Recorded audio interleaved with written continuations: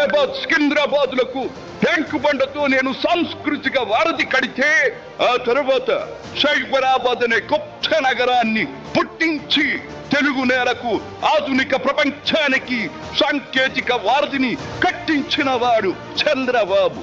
లక్షల రూపాయల జీతం గురించి ఏమారైనా కలగన్నామా? దాన్ని సాధ్యం చేసింది నా తెలుగుదేశం ప్రభుత్వమే అని చెప్పడానికి నాకు గర్వకారణంగా ఉంది. డ్వాక్రా సంఘాలతో నా ఆడపడుచులు సాధించిన ఆర్థిక స్వాతంత్ర్యం చూసి నాకు సంతృప్తిగా ఉంది. గోదావరిని కృష్ణమ్మతో కలిపేది ఎప్పుడో పోలవరం తెలుగు వారికి దేవుడిచ్చిన వరంగా రూపొందే శుభదినం ఎప్పుడో అని ఆనాడు నేను పలవరించాను. పట్టిసీమతో ఒకటి నెరవేరింది. పోలవరం పూర్తితో మరొకటి ఇంకా 2 ఏళ్లలో నెరవేరబోతోంది.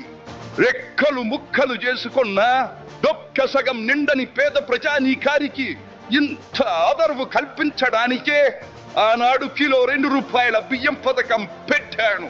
అటువంటిది P4 కార్యక్రమంతో పేదకు పేదరికం నుండి విముక్తిని కలిగించి బంగారు కుటుంబంగా తీర్చిదిద్దే చంద్రబాబు ప్రణాళిక అబ్బో అద్భుతం, మహాద్భుతం.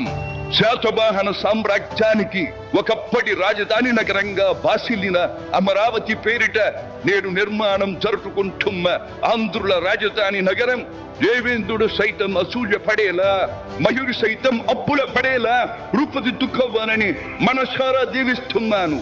క్రమశిక్షణాపూరితమైన అభ్యుదయ సమాజ నిర్మాణ శక్తిగా యువతను మలచడం కోసం ఆనాడు నేను కలలు కన్నాను.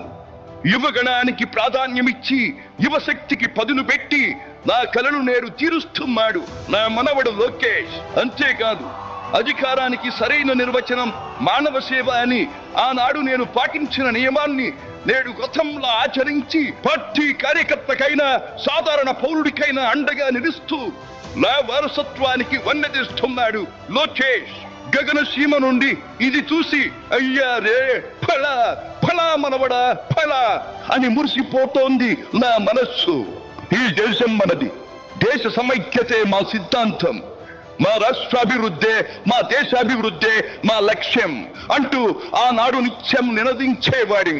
ఈనాటి వికసిత భారత్, వికసిత ఆంధ్రప్రదేశ్ గురించి వింటుంటే ఇదే కదా నేను కోరుకున్నది అనిపిస్తోంది.